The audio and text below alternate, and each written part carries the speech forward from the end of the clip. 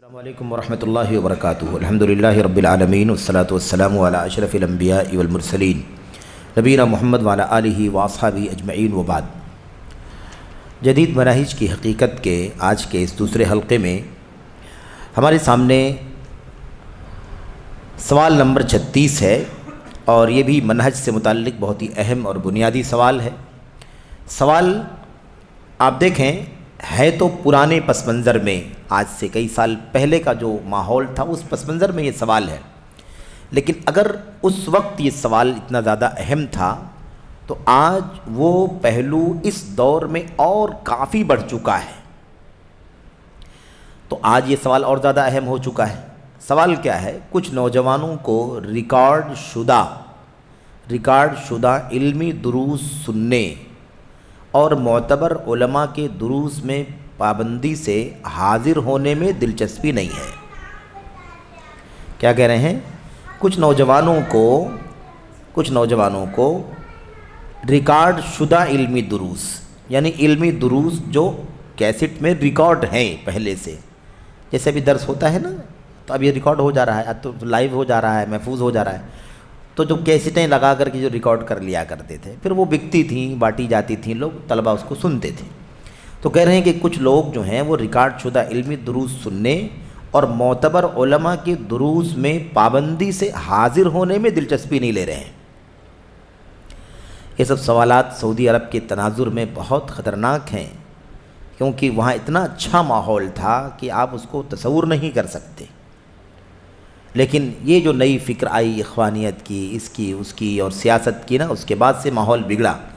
آپ سوچئے کہ یہ سوالات بتلا رہے ہیں کہ اس سے پہلے حالات کتنے اچھے رہے ہوں گے، بگڑ گئے تو سوالات کیے جا رہے ہیں کہ بھئی آج ہمارے نوجوان جو ہیں بعض وہ ریکارڈ شدہ علمی دروس نہیں سن رہے ہیں، معتبر علماء کے جو حلقات درس کے منعقد ہوتے ہیں اس میں پابندی سے حاضر نہیں ہو رہے ہیں، اس میں دلچسپی نہیں لے رہے ہیں۔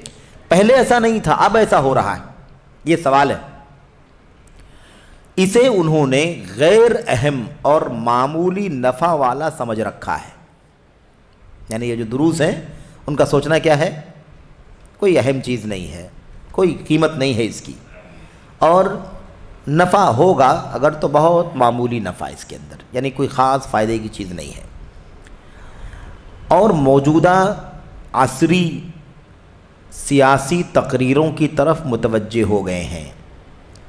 موجودہ عصری یعنی اس زمانے کی تقریروں کی طرف، سیاسی تقریروں کی طرف متوجہ ہو گئے ہیں۔ تو اب سیاسی تقریریں، اچھا آج بھی دیکھیے آپ کہ کتنے ہمارے نوجوان ہیں، اگر کوئی مثال کے طور پر کوئی سیاسی پلیٹ فارم مل جائے، کوئی سیاسی سٹیج مل جائے کہ فلاں جگہ پر کوئی آ رہا ہے اور سیاسی بیان ہونے والا ہے اور وہ اپنی پارٹی کے بارے میں بتائے گا، اپنے الیکشن کے بارے میں بتائے گا وغیرہ، تو اتنی بھیڑ اکٹھا ہوتی ہے نوجوانوں کی کہ آپ جو ہے حیران ہو جائیں ان کی توجہ سے۔ اور وہی معاملہ آپ کو علمی دروس ہیں، اجتماعات ہیں، پروگرام ہیں، خطابات ہیں، خطبے ہیں، آپ کو چند نوجوان بھی آپ کو دیکھنے میں نہیں ملتے۔ تو اس کا مطلب ہے نا کہ سیاسی چیزوں میں دلچسپی زیادہ ہے، علمی چیزوں میں دلچسپی کم ہے۔ تو موجودہ سیاسی تقریروں کی طرف متوجہ ہو گئے ہیں جن میں سیاست اور عالمی حالات پر گفتگو ہوتی ہے، سیاست پر گفتگو ہوتی ہے تقریروں میں، اور عالمی حالات، دنیا کا منظرنامہ کیا ہے، اس پر گفتگو ہوتی ہے۔ ان کا عقیدہ یہ ہے کہ یہ زیادہ اہم ہیں۔ ہم نے کہا نا کہ سب سے برا ہے، اس کا نقصان کیا ہے کہ ان کو زیادہ اہم سمجھتا ہے، اور دین اور عقیدے کی باتوں کو پڑھنا اس کے ہاں اہم نہیں ہوتا ہے، اس کی طرف توجہ بڑھ جاتی ہے، ادھر سے توجہ ہٹ جاتی ہے۔ تو ان کا عقیدہ یہ ہے کہ یہ زیادہ اہم ہے، کیوں اہم ہے؟ کیونکہ ان میں واقع کا اہتمام ہے، واقع یعنی کرنٹ حالات، کرنٹ ایشوز کی بات کی جا رہی ہے، اس لیے یہ زیادہ اہم ہے۔ اور یہ جو عقیدہ اور دین ہے تو لکھا ہوا کتابوں کے اندر، اور علماء بتاتے رہتے ہیں، اس کی کون سی صبح شام چلتا رہتا ہے۔ یہ کرنٹ حالات ہمیں جاننا چاہیے، اس کو پڑھنا چاہیے، اس کو سننا چاہیے، یہ زیادہ اہم ہے، کیونکہ اس کا تعلق موجودہ جدید ایشوز سے اس کا تعلق ہے، جو ابھی چل رہا ہے اس سے اس کا تعلق ہے، تو اس میں واقع کا اہتمام ہے۔ آپ اس قسم کے نوجوانوں کو کیا نصیحت فرمائیں گے؟ شیخ صالح فوزان ایسے نوجوانوں کو کیا نصیحت فرمائیں گے؟ تو صاف صاف بات کیا ہے، علمی دروس پڑھنے سننے سیکھنے میں دلچسپی نہیں لیتے ہیں، سیاسی تقریروں میں زیادہ دلچسپی لیتے ہیں اور کہتے ہیں یہ زیادہ اہم ہے، علمی دروس اہم نہیں ہے، اس لیے یہ اہم ہے سیاسی تقریریں کیونکہ اس میں جدید اور کرنٹ حالات پر گفتگو ہوتی ہے، دنیا کی سیاست کا ہمیں پتہ چلتا ہے۔ ایسے لوگوں کو نصیحت جواب میں شیخ کہتے ہیں یہ مسئلہ بھی ویسے ہی ہے جیسا کہ گزرا، یعنی جو جواب پہلے گزرا ہے اسی سے ملتا جلتا ہے۔ عقیدے کے علم اور شرعی مسائل کی معلومات کے بغیر، عقیدے کے علم اور شرعی معلومات کی بغیر عام خطابات یعنی جنرل تقریریں، صحافت یعنی جو کچھ لکھا جا رہا ہے میڈیا پر اور دنیا میں جو کچھ ہو رہا ہے وغیرہ، اس میں مشغول ہونا گمراہی اور تباہی ہے۔ اگر عقیدے کے علم کے بغیر اور شریعت کے علم کے بغیر آدمی کے پاس عقیدے کا علم نہیں ہے، شریعت کا علم نہیں ہے، سرسری چھوٹی موٹی تھوڑی بہت معلومات ہے نا، اور اس حالت میں وہ دنیا داری کی طرف جا رہا ہے، سیاست کی باتیں سن رہا ہے، دنیا کے حالات سن رہا ہے، اسے دلچسپی رکھتا ہے، تو یہ گمراہی اور تباہی ہے، ضلالت اور ہلاکت۔ ایسے آدمی کی فکر خلط ملط اور منتشر ہو جاتی ہے جب عقیدہ ہے ہی نہیں۔ ایک آدمی کے پاس عقیدہ نہیں ہے، اس کو نہیں معلوم کہ مسلمانوں کے حاکموں کے ساتھ ہمارا رویہ کیا ہونا چاہیے۔ تھوڑا سا کھول دیتا ہوں میں اس نقطے کو جو خاص طور پر ہے۔ جیسے بھی ایک آدمی کو عقیدے کی معلومات، ہم نے کہا شروع میں کہ عقیدہ کہا جائے گا تو اس میں سب آئے گا، اور توحید کہا جائے گا، عقیدہ توحید تو خالی ایمان باللہ پر بات ہوگی۔ تو عقیدہ کا جو مسئلہ ہے اس میں مسلمانوں کے حکمرانوں کا بھی مسئلہ ہے، مسلمانوں کے حکمرانوں کے ساتھ ہمارا سلوک کیا ہونا چاہیے۔ بھئی ہم پڑھ چکے ہیں کافی اس حوالے سے کہ جب تک کھلم کھلا کفر نہ ہو کوئی بغاوت کا کام نہیں کیا جا سکتا، اور نہ تو زبانی بغاوت، نہ تو قلمی بغاوت، نہ تو تقریر سے، نہ تو تحریر سے، نہ تو میڈیا سے، ہے نا، کسی بھی حیثیت سے مسلمانوں کے حکمرانوں کے خلاف عوام کو ابھارنا اکسانا جائز نہیں ہے۔ مارے، ظلم کرے، ستائے، گانا بجانا، فلمیں، شراب، نشہ، سب کچھ اگر ہو جائے تب بھی بغاوت نہیں کر سکتے۔ اللہ کے نبی نے فرمایا کھلم کھلا کفر کرنے لگے اور اس کے کفر ہونے کے بارے میں تمہارے پاس قرآن و سنت کی دلیل ہو تو ہی تم بغاوت کر سکتے ہو، اور وہ بھی یہ کام عوام کا نہیں ہے، ان علماء کا ہے جو اس لیول کے ہیں، جو اس کو سمجھ سکیں کہ وہ کفر ہے کہ نہیں ہے، اس کے شرعی ضوابط بھی جان سکیں۔ تو یہ ہے، اب اگر کسی شخص کو یا عوام کو، نوجوانوں کو عقیدہ نہیں پڑھایا گیا، یہ بات ان کو نہیں معلوم ہے کہ ہماری ذمہ داری کیا بنتی ہے مسلمانوں کے حاکموں کے بارے میں، اور وہ سیاسی تقریر سننے کے لیے کسی اخوانی خارجی ذہنیت والے کی تقریر سنے گا، ان کو اکھاڑ پھینکو، ان کو ایسا کرو، اس کی حکومت کا تختہ پلٹ دو، اور یہ ہو رہا ہے اور وہ ہو رہا ہے، ملک میں تباہی چل رہی ہے، گانے چل رہے ہیں، فلمیں آ رہی ہیں، اور یہ ہو رہا ہے، سینما چل رہا ہے، بے پردگی ہو رہی ہے، وغیرہ وغیرہ، اس لیے ان کا تختہ کیا کرنا ہے؟ الٹ دینا ہے۔ تو اس نوجوان کا کیا حال ہوگا؟ بولے گا اس سے بڑا کوئی کام نہیں ہے آج کل، اس سے بڑا کون سا کام ہے؟ صحیح بات ہے، مسلمانوں کی حکومت، اسلامی حکومت، حرمین شریفین کے ملک پر قبضہ کر کے بیٹھے ہوئے ہیں اور ایسا کر رہے ویسا کر رہے، ان کو حق نہیں پہنچتا کہ حکومت کرے، اس لیے ان کو اکھاڑ پھینکو۔ تو اکھاڑ پھینکو تو کس کو لاؤ؟ جس کو لائیں گے وہ کون ہوگا؟ فرشتہ ہوگا۔ جو یہ بات کر رہے ہیں وہ کئی گنا بدتر ہیں، عقیدے میں بھی، عمل میں بھی، کردار میں بھی۔ یہ بات کرنے والے، ان کے چہرے دیکھ کے مسلمان بھی نہیں لگتا ہے کہ مسلمان ہے کہ نہیں؟ آپ حیران ہو جائیں گے کہ ایسی باتیں کرنے والوں کی زندگی میں فرائض تک نہیں رہتے، توحید خالص کا عقیدہ نہیں رکھتا، یہ گمراہی والا راستہ ہے نا۔ تو اگر عقیدے سے پہلے سیاسی تقریر سنیں گے تو کیا حال ہوگا؟ وہی خروج، وہی بغاوت، وہی مار دھاڑ، وہی دنگا فساد ہوگا کہ نہیں ہوگا؟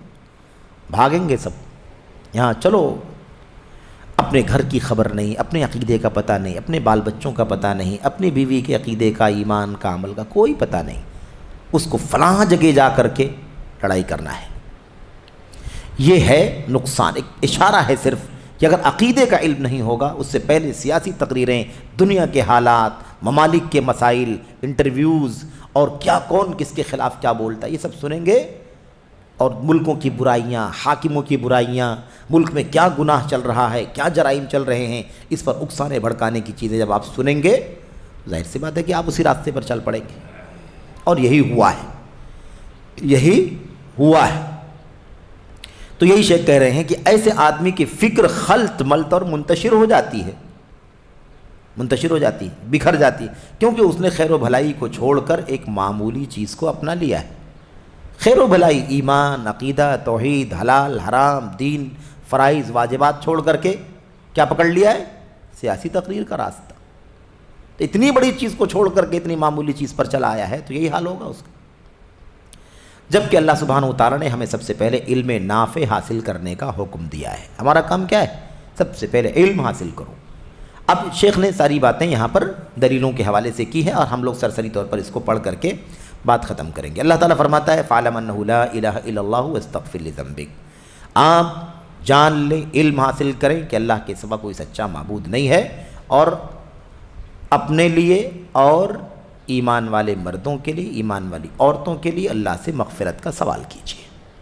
تو فَاعْلَمْ، اللہ فرماتا ہے نبی کو فَاعْلَمْ أَنَّهُ لَا إِلَهَ إِلَّا اللَّهُ، آپ جان لیجئے، یقین سے جان لیجئے کہ اللہ کے سوا کوئی سچا معبود نہیں ہے۔ تو پہلے توحید کا علم حاصل کرنا ہے، اور توحید کا علم حاصل کرنے کے لیے ہم درس میں بیٹھتے ہیں تو لوگ کہتے ہیں کہ یہ تو اس کا کیا فائدہ ہے، دنیا کے حالات کا پتہ نہیں آپ کو، کیا بیٹھ کے آپ لوگ پڑھتے رہتے ہو۔ اور آئے گی بات انشاءاللہ تبارک و تعالیٰ کہ باقاعدہ صحیح بخاری کا درس چلتا ہے تو لوگ کہتے ہیں بخاری میں کیا رکھا ہوا ہے۔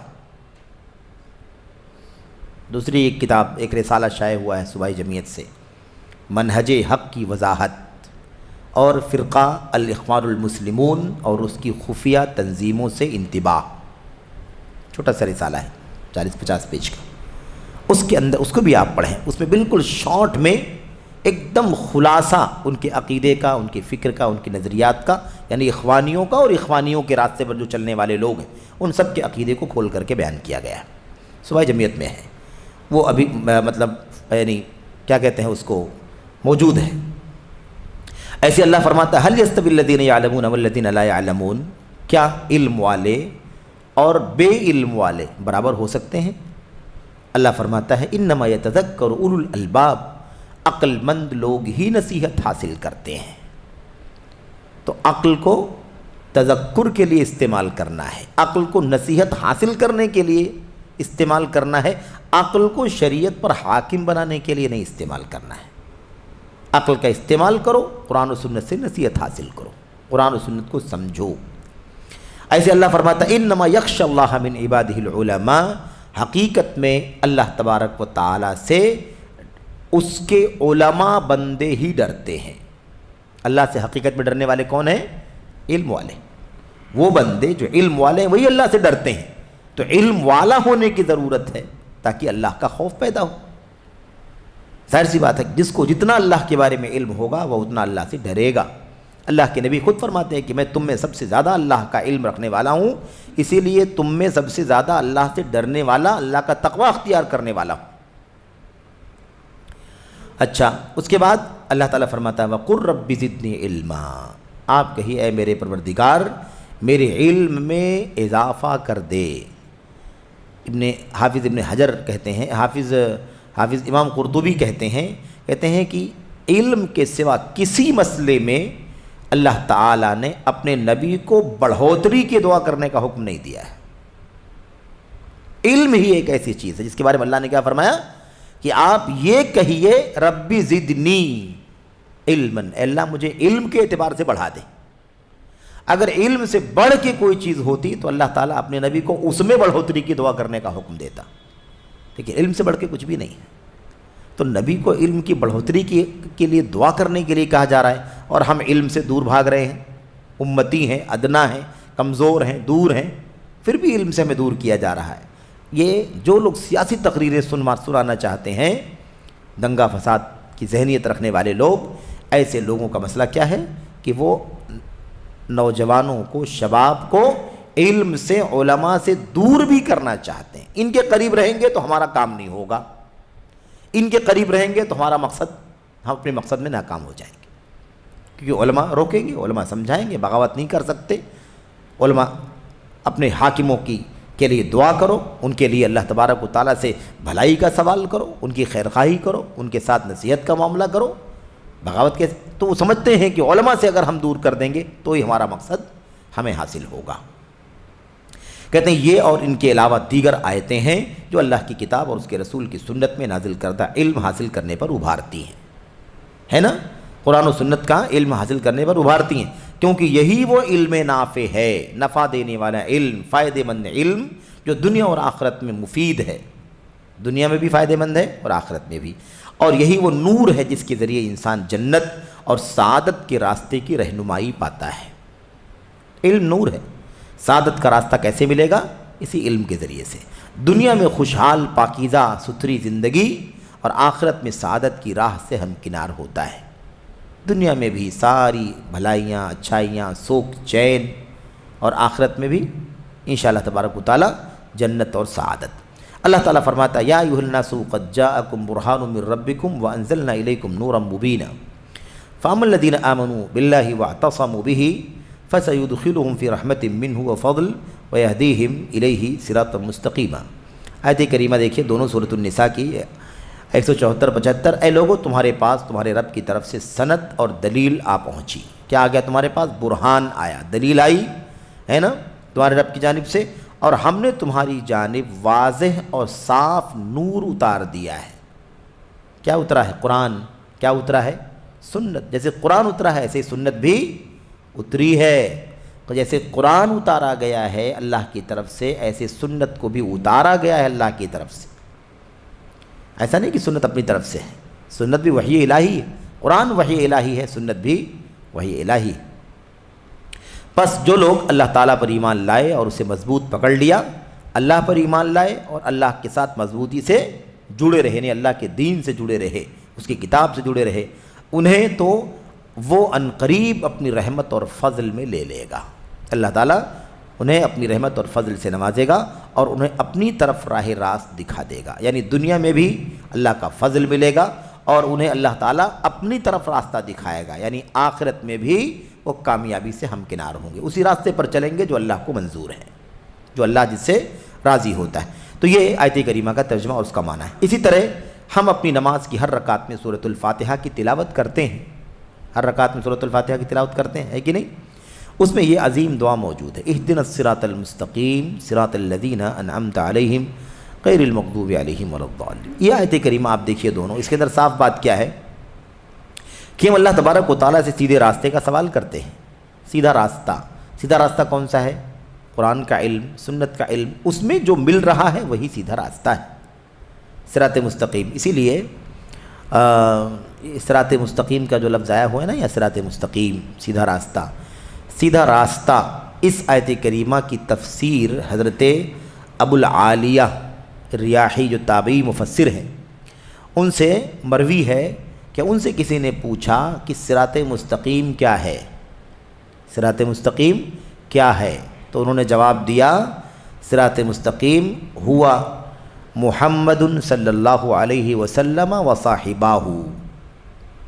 صراط مستقیم نبی کریم صلی اللہ علیہ وسلم اور آپ کے دونوں ساتھی ہیں, ابو بکر و عمر رضی اللہ عنہما. یہ صراط مستقیم ہے.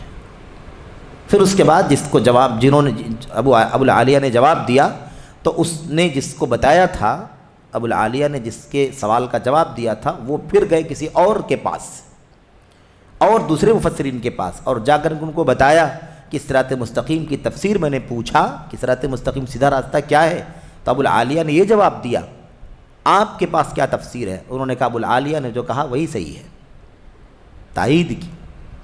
تو اس طریقے سے آپ سوچیں کہ صراط مستقیم نبی ہیں صلی اللہ علیہ وسلم, صراط مستقیم ابو بکر صدیق ہیں, عمر بن خطاب ہیں, اور پھر ایسا نہیں کہ عثمان اور علی نہیں ہیں, اسی راستے پر سارے صحابہ ہیں. یہ تو بطور مثال بڑے لوگوں کا نام ہے, اونچے لوگوں کا, اور اس کے بعد ساری صحابہ کا راستہ وہی راستہ تھا. بہرحال یہ ہے, تو ہمیں سیدھا راستہ دکھا, ان لوگوں کا راستہ جس پر تیرا انعام ہوا ہے, نہ اللہ کی غضب کے مارے ہوئے اور نہ گمراہ لوگوں کا راستہ۔ جن پر اللہ تعالیٰ نے انعام فرمایا ہے وہ لوگ ہیں جو علم نافع اور عمل صالح دونوں سے آراستہ ہیں۔ علم نافع اور عمل صالح دونوں، نفع بخش علم بھی ہونا چاہیے، نیک عمل بھی ہونا چاہیے۔ بلکہ یہ تو وضاحت کے لیے بات آتی ہے، ورنہ صحیح کیا ہے، اصل کیا ہے؟ اصل یہ کہ علم نافع کہتے ہی اسے ہیں جس پر عمل کیا جا رہا ہو، کیونکہ علم کا نفع عمل ہی ہے نا۔ اگر علم حاصل ہو گیا اور اس کے مطابق عمل نہیں کیا تو نفع تو ملا ہی نہیں۔ تو علم نافع وہ ہے جس پر عمل کیا جائے، عمل کیا جانے والا علم دراصل علم نافع ہے۔ اگر ہم نے علم حاصل کر لیا اور عمل نہیں کیا تو وہ علم نافع نہیں ہوا، بلکہ ہمارے خلاف حجت بن گیا۔ ہم نے ایک لوڈ لے لیا کہ علم ہے اور عمل نہیں کیا، کل قیامت کے دن اللہ تبارک و تعالیٰ کے ہاں جواب دینا بہت مشکل ہوگا۔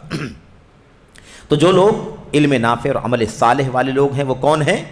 نبی، اللہ کے انبیاء، صدیقین، شہداء اور صالحین۔ یہ چار طبقے خاص طور پر اللہ تعالیٰ نے بیان فرمایا کہ یہ وہ لوگ ہیں جنہیں اللہ تعالیٰ نے علم نافع اور عمل صالح دونوں عطا فرمایا تھا۔ غیر المغضوب علیہم سے مراد وہ لوگ ہیں جنہوں نے علم حاصل کیا لیکن عمل نہیں کیا۔ یہودیوں نے علم حاصل کیا لیکن عمل نہیں کیا۔ گمراہ کون ہیں؟ جن لوگوں نے عمل کیا لیکن بغیر علم کے اپنی مرضی کے مطابق عمل کیا۔ کون ہے یہ؟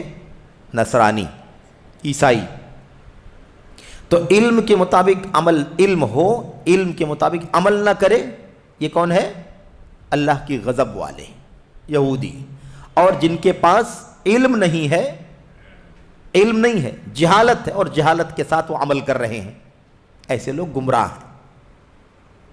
سلف کہتے ہیں کہ یہ آیت کریمہ جو قرآن کریم کی سورہ فاتحہ کی آیت کریمہ ہے، اس کو سمجھنے کے لیے یوں سمجھیں کہ تو یہودیوں عیسائیوں کے بارے میں بتا دیا گیا، لیکن ہمارے لیے کیوں اتارا گیا اس کو؟ کیوں، کیا بتانا ہے ہمیں؟ ہمیں بتانا یہ ہے کہ جو علماء اپنے علم پر عمل نہ کریں ان میں یہودیوں کی مشابہت پائی جاتی ہے، اور جو لوگ جہالت کے مطابق عمل کر رہے ہیں ان کے اندر عیسائیوں کی مشابہت پائی جاتی ہے۔ یعنی گویا کہ علم حاصل کرنا ضروری ہے، عمل کرنا ضروری ہے۔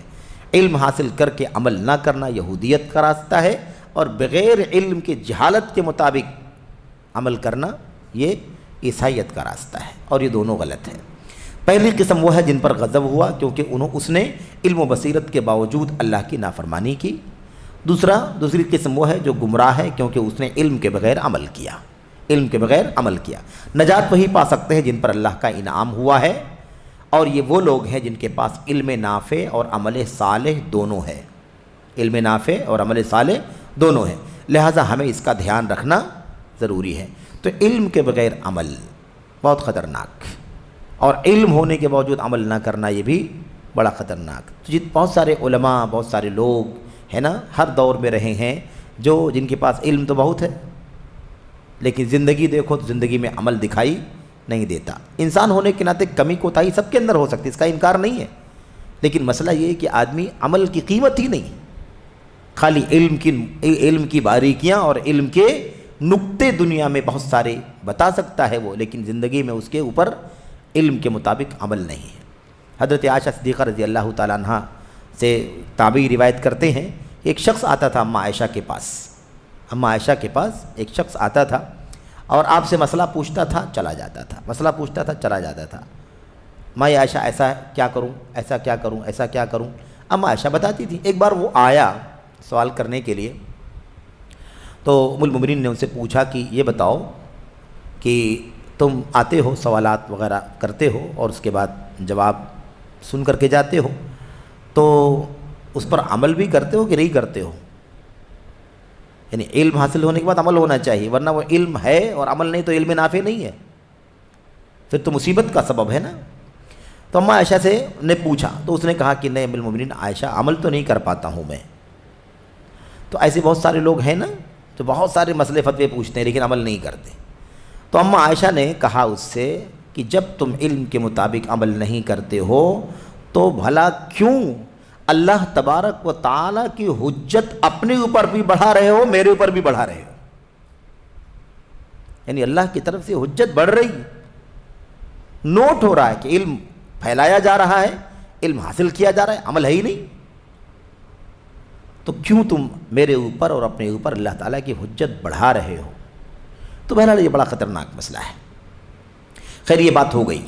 اس کے بعد کہتے ہیں جہاں تک واقع عصر یعنی زمانے کے کرنٹ موضوعات، زمانے کے کرنٹ موضوعات، اس کی بات ہے، کہتے ہیں یعنی زمانے کی موجودہ صورتحال میں دلچسپی کا مسئلہ، جیسا کہ لوگ کہتے ہیں، یا فقہ الواقع میں مشغولیت کا، وہی معنی ہے، فقہ الواقع کا مطلب بھی وہی ہے، مشغولیت کا مسئلہ، تو کہتے ہیں یہ شریعت کے علم و فقہ کے بعد ہونا چاہیے۔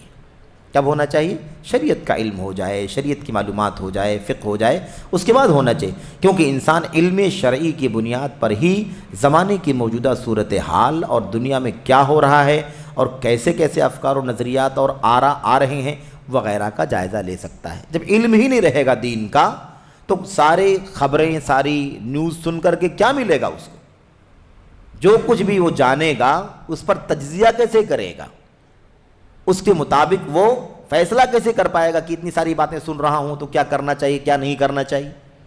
تو علم حاصل کرنا پہلے ضروری ہے، اس کے بعد یہ تو وغیرہ کا جائزہ لینے کے لیے علم ضروری ہے، اور انہیں شریعت کے صحیح علم پر پیش کر سکتا ہے۔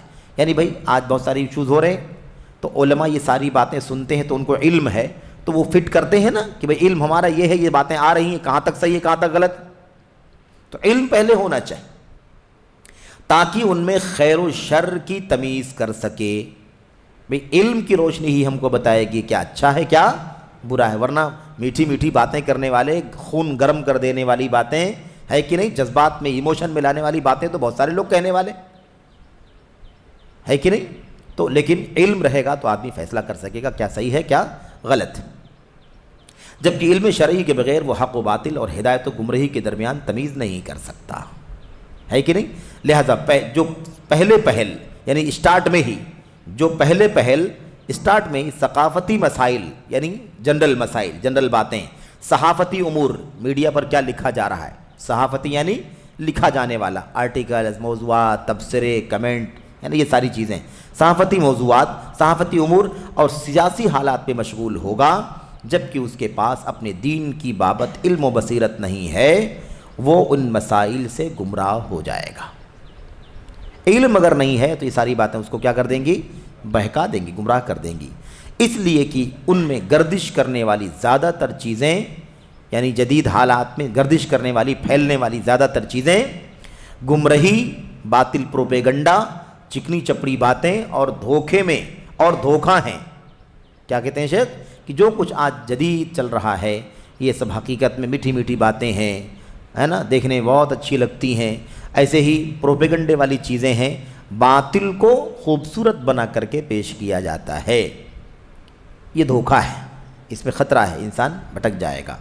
ہم اللہ تعالیٰ سے عافیت اور سلامتی چاہتے ہیں، خواستگار ہیں یعنی طلبگار ہیں۔